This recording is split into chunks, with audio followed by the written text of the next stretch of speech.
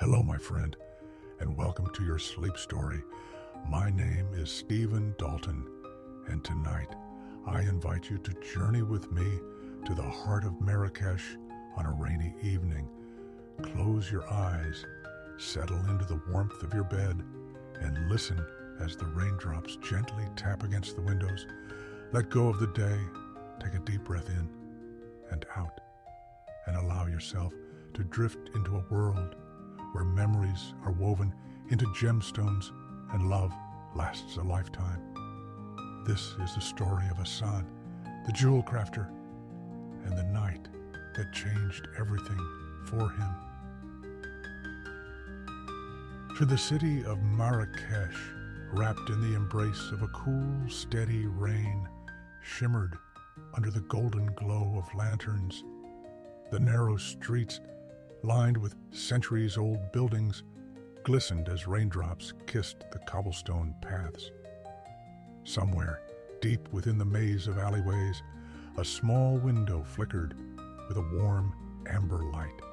Behind this window, in a modest yet meticulously arranged workshop, an artisan worked with the patience of a poet and the precision of a master.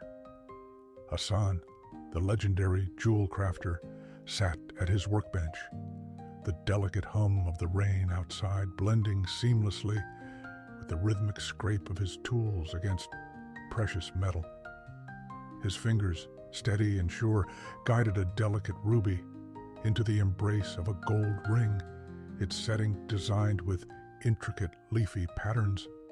This piece was not merely an ornament, it was a vessel of memory, commissioned by a nobleman who wished to gift it to his wife as they renewed their vows.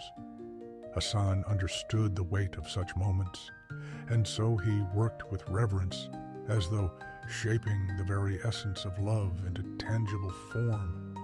His reputation stretched far beyond the borders of Marrakech. Royals, nobles, and merchants from distant lands sent messengers to his door, each hoping for a creation unlike any other.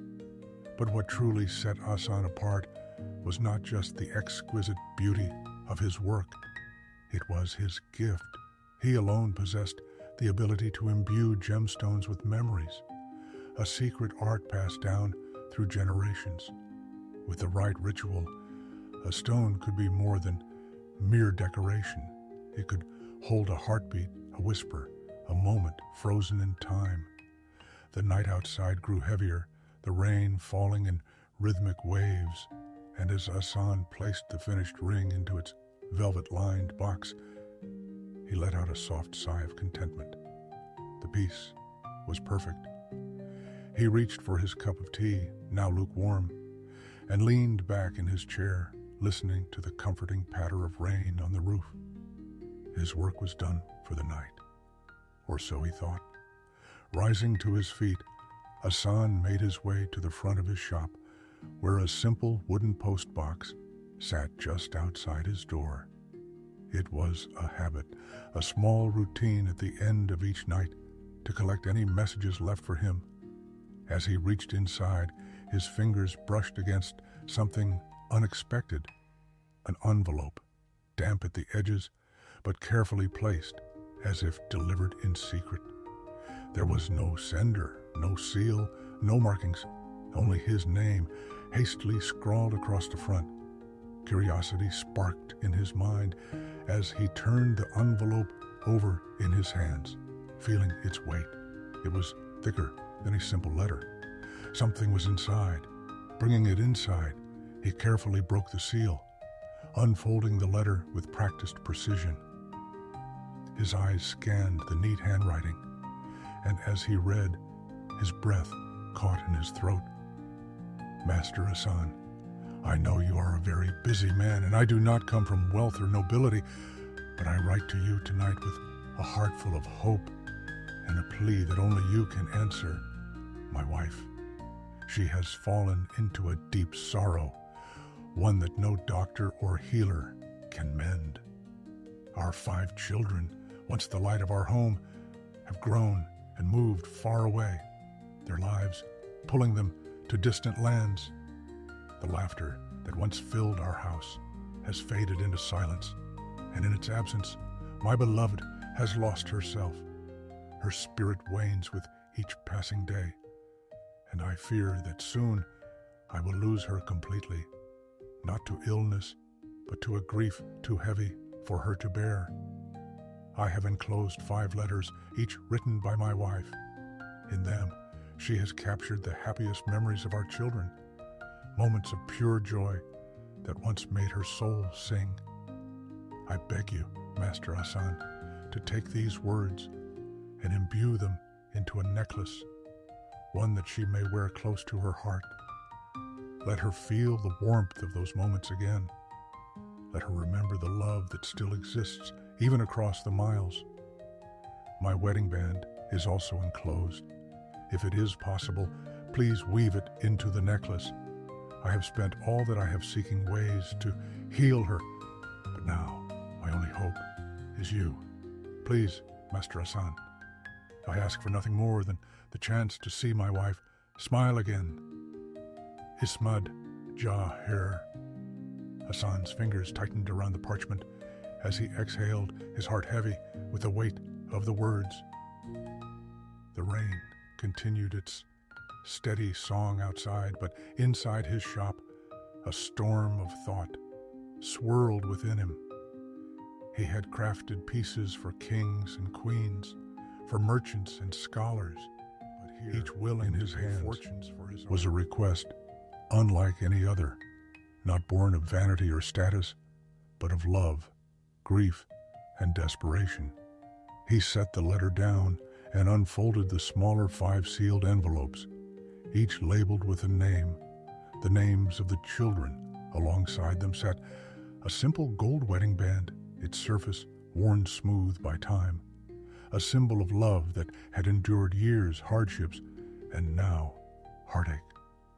For a long moment, Assan sat in silence, his thoughts turning over the enormity of what had been asked of him. He could refuse. He could set the letter aside, continue his work for his wealthy patrons, and let this humble family fade from his thoughts. But as he gazed at the small, unassuming wedding band, something stirred deep within him. This was not about money. This was about something far greater. Slowly, with the deliberation of a man making an irreversible choice, Assan reached forward and gathered the envelopes and the ring. His mind was made up. Tomorrow, he would begin work on a piece unlike any he had ever created before, one that would not only hold memories, but bring a soul back to life. The rain had not stopped. It fell in a steady rhythm, drumming softly against the rooftops of Marrakech, creating a lullaby that wrapped around the city like a comforting embrace. Inside his workshop, Assan sat at his wooden workbench, the flickering glow of the oil lamp casting long shadows across the room. The letter from Ismad lay open before him, its words heavy with sorrow and longing. His fingertips rested lightly on the edges of the parchment, as if he could feel the weight of the man's pain through the ink itself. He glanced at the 5 small envelopes beside it, each neatly sealed and carefully labeled. Layla, Omar, Samir, Amina, Youssef, the names of the children who had once filled a home with laughter, now scattered across distant lands, leaving behind only silence. Beside them sat the simple gold wedding band, dulled by time but still holding an undeniable warmth, the kind that only years of love and devotion could forge. Assan exhaled slowly, closing his eyes for a brief moment. This request was unlike any he had received before. His usual patrons, nobles, merchants, royalty, came to him seeking beauty, prestige, or luxury. Their commissions were grand, their payments generous, but they were not driven by need. This was different. This was a plea, a last hope. The thought of the woman, a mother who had given everything to her children, only to find herself lost in their absence, settled deep within him. He imagined her sitting by a window, staring into the rain, the echoes of her children's laughter, nothing more than ghosts in the quiet house. His fingers tightened around the letter. How could he refuse? His mind was made up. With careful hands, he lifted the first envelope, labeled Layla, and turned it over in his palm. The wax seal was simple, unadorned.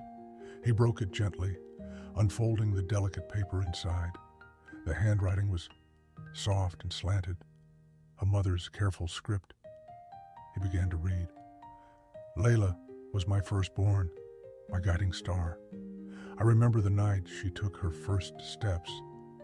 It was during a storm, much like this one, rain hammering against the roof as thunder rumbled in the distance. She had always been cautious, always hesitant to let go of my hand. But that night, as the candlelight flickered, she released her grip and took a step, then another, and another. And then she turned to me, eyes wide, cheeks flushed, and she laughed. Oh, how she laughed. It was the most beautiful sound I had ever heard, full of triumph, full of wonder. That night, I held her close, knowing in my heart that she would walk far, far beyond the walls of our home. And now she has. But oh, how I miss the sound of her laughter. Assan paused, his throat tightening. A mother's love, captured in words, yearning for a time that had passed. He set the letter aside, picking up the next envelope. Omar, another seal broken, another memory revealed. Omar was always fearless, my little warrior, my protector. When he was 6, he stood before a pack of stray dogs in the marketplace, shielding his younger sister, Amina, with nothing but his tiny frame. "You won't touch her," he had shouted, his voice trembling but resolute. The shopkeepers laughed, calling him a little lion. And oh, how proud I was. That was the day I knew my son would grow into a man of courage, a heart filled with strength. But now he is far away, and my little lion is no longer here to protect me from the loneliness. The candle beside Assan flickered, its flame dancing as if responding to the sorrow woven into the words. Memory after memory unfolded in his hands. Samir's mischievous grin as he pulled pranks on his siblings, Amina's quiet wisdom beyond her years, Yusef's boundless curiosity as he dreamed of lands beyond the desert. Each letter was a whisper from the past and her children, sealed in ink and longing. And now these whispers would become something more. Rising to his feet, Assan moved to his cabinet of gemstones, where rough, uncut stones lay nestled in velvet compartments. He ran his fingers across them, each one unique, each one waiting to be shaped into something eternal. He needed the right stones, not just for their beauty, but for their meaning. For Layla, he selected a deep emerald, a stone of renewal and growth. She was the first to take steps, the first to walk away, but her roots remained strong. For Omar, a brilliant blue sapphire, a gem of wisdom and protection, the little lion who had stood firm in the face of fear. For Samir, a purple amethyst, a stone of peace and clarity, a reminder of his mischief, but also of the harmony he brought to the family. For Amina, a soft pink morganite, the stone of unconditional love, her quiet strength, her gentle heart. For Yusef, a deep red garnet, a gem of passion and adventure. His endless curiosity, his longing for the world beyond their home. Assan placed each stone carefully on the table, feeling the weight of what he was about to do. This was no ordinary necklace. This was a lifeline, a bridge between past and present. The rain outside had softened to a whisper, as if the city itself was listening. With steady hands, Assan retrieved the wedding band from the envelope, turning it over in his fingers. This ring had once symbolized the beginning of a love story, and now it would become the foundation of something even greater.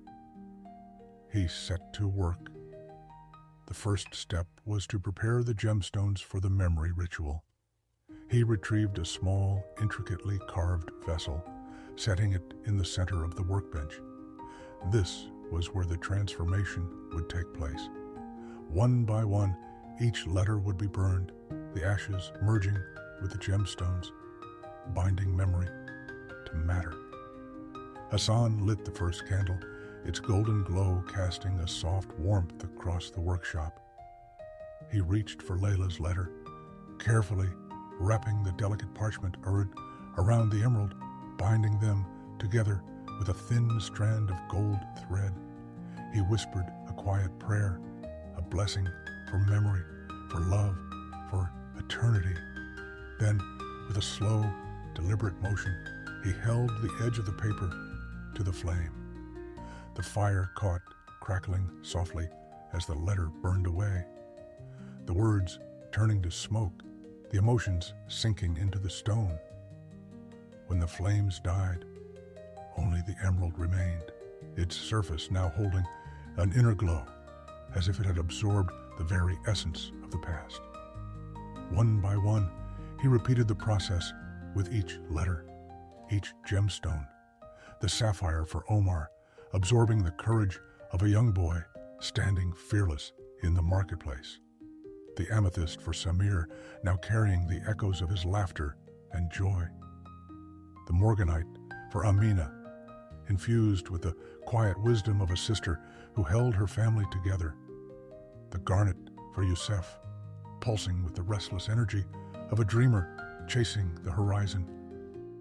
By the time the last ember faded, the necklace had begun to take form, not just as a piece of jewelry, but as something far more powerful.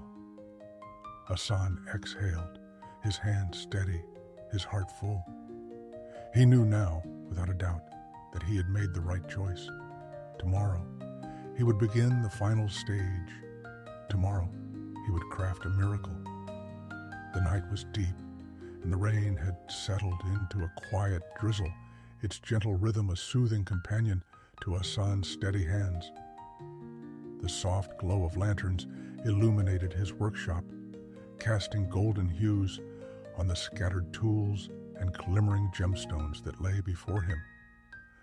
The world outside had grown silent, but within these four walls, a transformation was about to take place, one that would bind love, loss, and longing into something eternal. Before him lay 5 stones, now imbued with memories, each one pulsing faintly as if carrying whispers from the past. The emerald, sapphire, amethyst, morganite, and garnet, all infused with the essence of a mother's love, each holding the echoes of her children's laughter, courage, mischief, wisdom, and dreams. And then, at the center of it all, lay the simple gold wedding band, worn smooth by years of devotion. This ring, a symbol of promises made long ago, would soon become the foundation of something extraordinary. Assan ran his fingers along the band's surface, feeling its warmth. It had once been placed on a trembling hand, a moment filled with hope and love. Now it would be reforged, not to erase the past, but to give it new life. With careful precision, he placed the wedding band into the crucible, watching as the flames licked around the gold, softening it, shaping it. The metal shimmered under the fire's embrace, slowly turning into a molten stream. The process was delicate. To rush would be to ruin it, to lose the essence of the love it carried. As the gold melted, Assan reached for his tools, selecting a thin wire mold where the metal would be reshaped into a delicate, intertwining memory stones together. The hum of his polishing wheel filled the room, blending with the rhythmic tapping of rain outside. He moved with practiced ease, his hand steady despite the significance of what he was creating. Each link of the chain was crafted with intention, each delicate loop holding not just metal, but the weight of love, devotion, and remembrance. Once the chain had cooled, he turned his attention to the gemstones.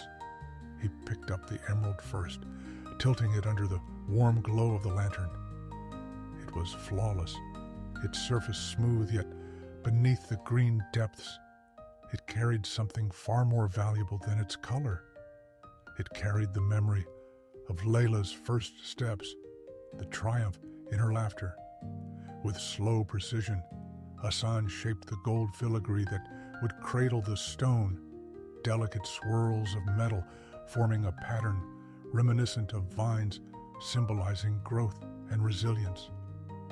He did the same for the sapphire, its deep blue hue reflecting the courage of Omar's unwavering heart.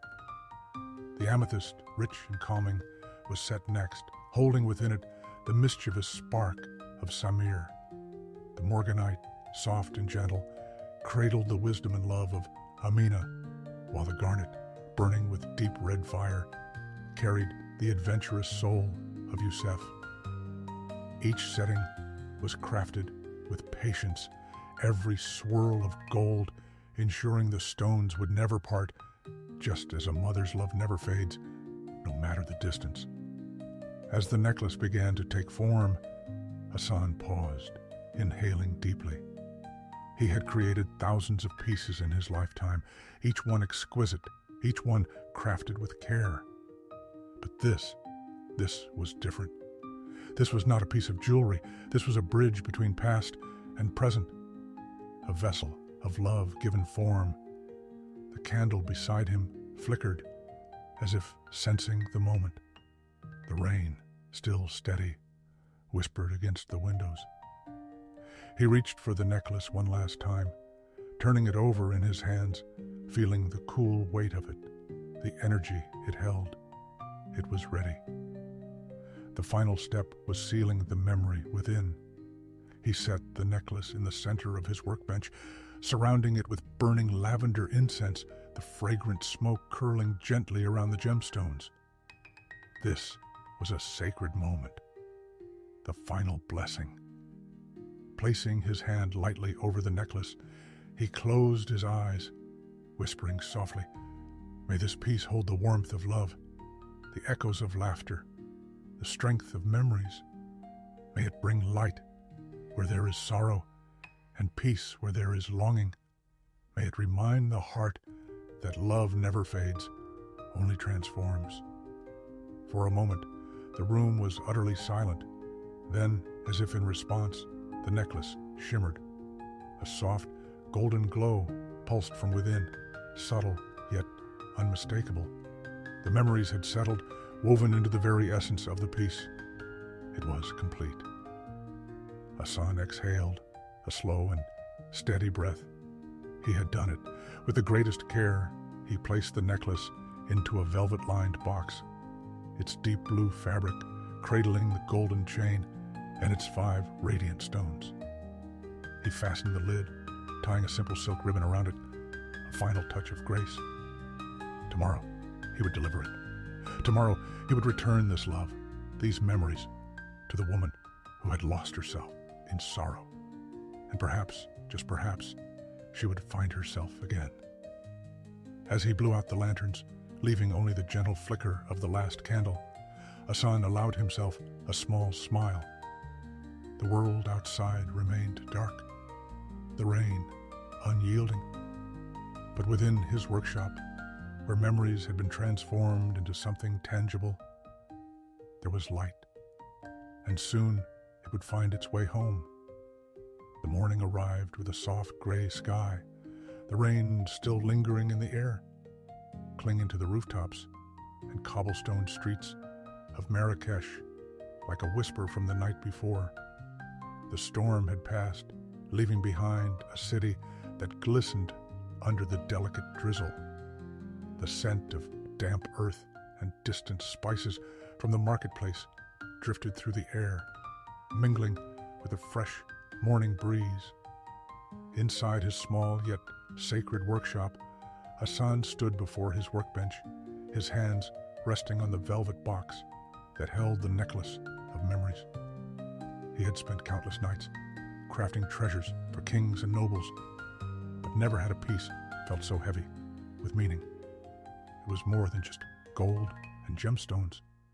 It was a vessel of love, of longing, of a past that refused to be forgotten. He reached for his cloak, wrapping it around his shoulders before carefully tucking the box into the folds of fabric. The weight of it against his chest felt almost like carrying a heartbeat. With one final glance at his shop, he stepped outside, letting the soft patter of rain guide his footsteps through the winding streets.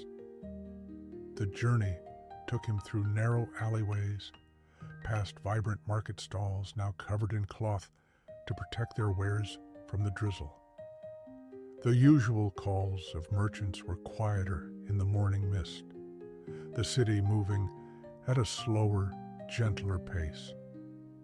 Assan walked with purpose, his heart steady, his thoughts lingering. After what felt like an eternity, he arrived at a small, faded blue house, its once bright paint now softened by time. The wooden shutters, though aged, were adorned with hand-carved floral patterns, and beneath them, delicate clay pots overflowed with wilted jasmine vines, still holding on to their last remnants of fragrance. This was a home that had once been full of life, a place where laughter had danced in the air, where love had bloomed in every corner. Now it stood in quiet sorrow. Assan stepped forward and knocked gently on the door. For a long moment there was silence, only the sound of rain meeting the earth. Then the slow shuffle of footsteps. The door creaked open, revealing a tall man with weary eyes. His hair, once dark, was now laced with silver, and his lined face carried the weight of years spent searching for hope. "Are you the doctor?" the man asked, his voice rough from too many sleepless nights. Assan offered a warm smile, shaking his head. "No," he said gently. "I am the jewel crafter." The man, Ismad, stared at him for a moment, his breath catching in his throat. There was a flicker of disbelief, of unexpected hope, as if he had never truly expected his plea to be answered. He stepped aside, his voice softer now. "Come in, please." Assan stepped into the humble home, its walls lined with faded tapestries, its wooden floor creaking beneath his steps. A fire burned low in the hearth, its embers casting a dim glow across the room. And there, by the window, sat a woman, wrapped in a shawl of deep black, her frail frame motionless, her eyes fixed on the raindrops trailing down the glass. She did not move when Assan entered. She did not turn when Ismad spoke her name. She sat as if lost in a world beyond reach, trapped in the silence that had followed her children's absence. Assan approached carefully, kneeling before her as one would before a queen, his movements slow, reverent. He did not speak at first. Instead, he simply placed the velvet box upon her lap and gently opened the lid. The soft glow of the 5 gemstones filled the dimly lit room. The emerald, sapphire, amethyst, morganite, and garnet shimmered under the firelight, their radiance alive with memory. For the first time, the woman's fingers trembled, her hand, delicate and thin, lifted ever so slightly, hovering over the necklace as if afraid to touch something so precious, so impossible. "These," Assan said in a voice as soft as the rain, "belong to you." She blinked slowly, her tired eyes tracing the curve of each gemstone, the golden filigree that bound them together, the chain that had once been her husband's wedding band. A memory flickered in her gaze, a shadow of the past. "Layla," she whispered, her fingers brushing the emerald. A single tear slipped down her cheek. "Omar," her voice cracked, touching the sapphire. "Samir. Amina. Youssef." With each name, her shoulders grew lighter, as if the weight she had carried for so long was lifting piece by piece. She clutched the necklace to her chest, silent sobs shaking her frail form, and for the first time in years, the silence in the home was broken, not by sorrow, but by remembrance. Ismad, standing beside her, placed a steady hand on her shoulder, his own eyes glistening. He lifted the necklace gently, and with hands that had held her for a lifetime, clasped it around her neck. The moment the necklace rested against her skin, something remarkable happened. A warmth spread through her, soft yet powerful, like sunlight breaking through the clouds after a long storm. Her once distant eyes grew bright, color returning to her pale cheeks. Her lips parted, and then, slowly, they curved into a smile. A real, genuine smile. She pressed a hand against her heart, as if feeling their presence. The laughter of Layla, the bravery of Omar, the mischief of Samir, the wisdom of Amina, the dreams of Youssef. They were here. They had never truly left. Ismad let out a shaky breath, pulling his wife into his arms as tears slipped freely down his face. He had feared he would never see this light in her eyes again, never hear the soft catch of her laughter, never feel the warmth of the woman he had loved for so many years. And yet, here she was, whole again. Assan stepped back, watching quietly, his heart swelling with quiet fulfillment. This was why he did what he did. The woman turned to him, her eyes shining with gratitude. She reached for his hands, her fingers warm now, not cold as they had been before. "Thank you," she whispered. "You have given me back my family." Assan bowed his head, his voice steady yet kind. "Memories are never lost," he said gently. "They simply wait to be found." Ismad turned to a small wooden drawer, pulling out a small pouch of coins, his hands still trembling. "Please," he said, "let me pay you. Something, anything." But Assan simply shook his head. "No," he said with a soft smile. "Some things are beyond price." Stepping into the rain-soaked streets once more, the sound of love and laughter echoing behind him. As he walked back to his workshop, he thought of the woman's smile, of the warmth that had returned to her soul. And he knew this was the most important piece he had ever made. The rain had softened into a fine mist, clinging to the rooftops and cobblestone streets like a lingering memory. The air smelled of earth and jasmine, and the cool night breeze carried whispers of the past, gently wrapping around the city of Marrakech like a delicate veil. Assan walked slowly through the narrow streets, his cloak damp from the night's lingering drizzle.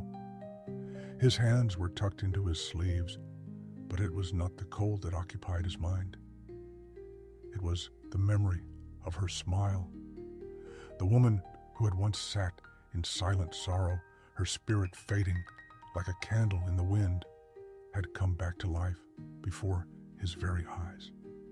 He could still see her frail hands trembling as she touched the necklace, as if she feared that the memories woven within it might disappear if she let go.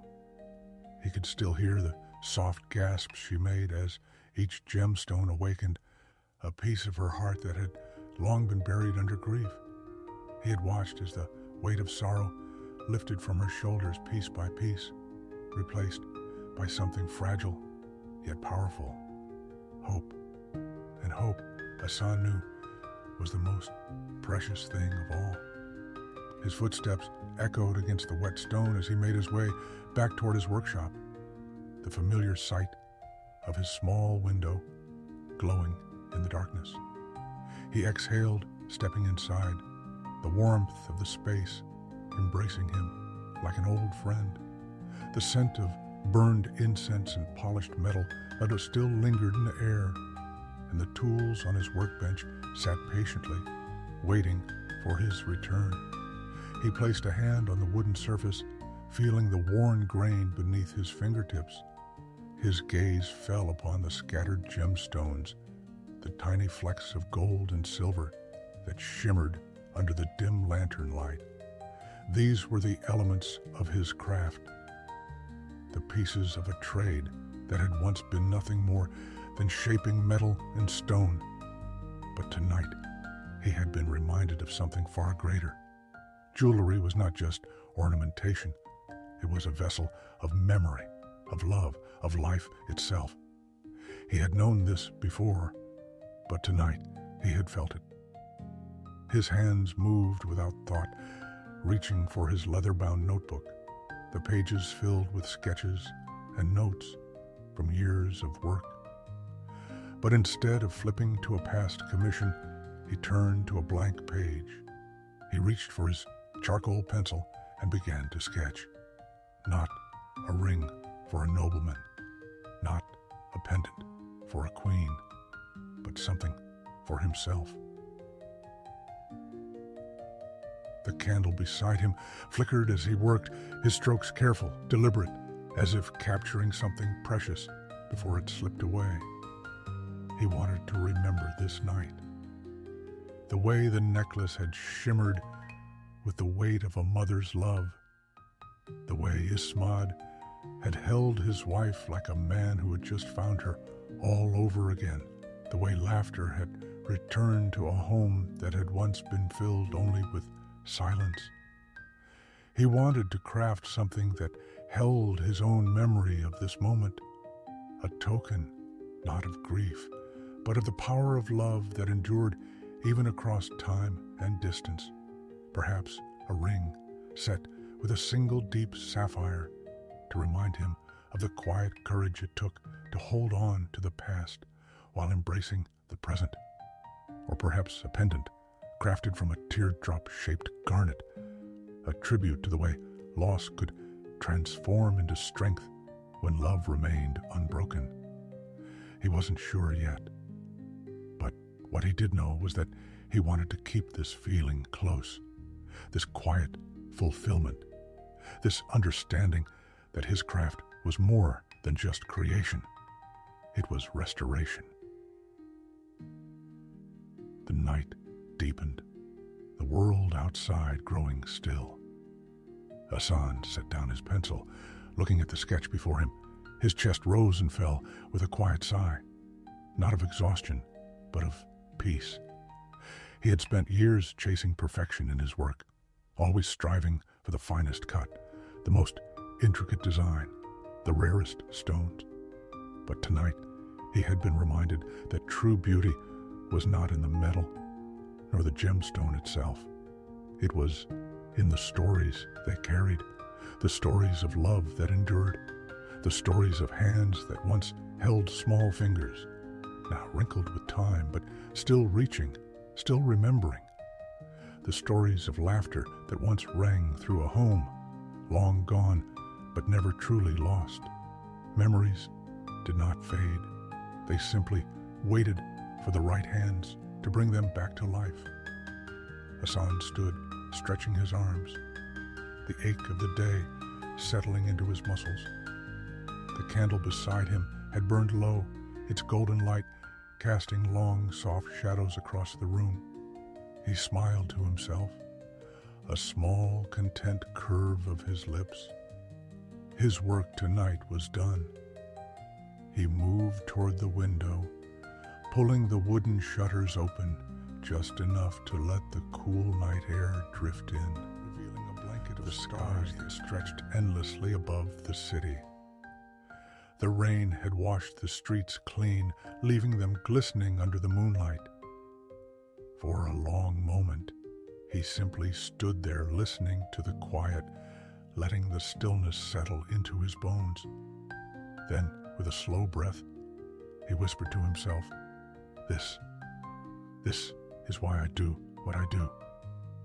He let the words linger, then turned, blowing out the last candle. As the darkness settled around him, Assan smiled once more. Somewhere, in a small blue house across the city, a woman slept peacefully for the first time in years, and that was enough.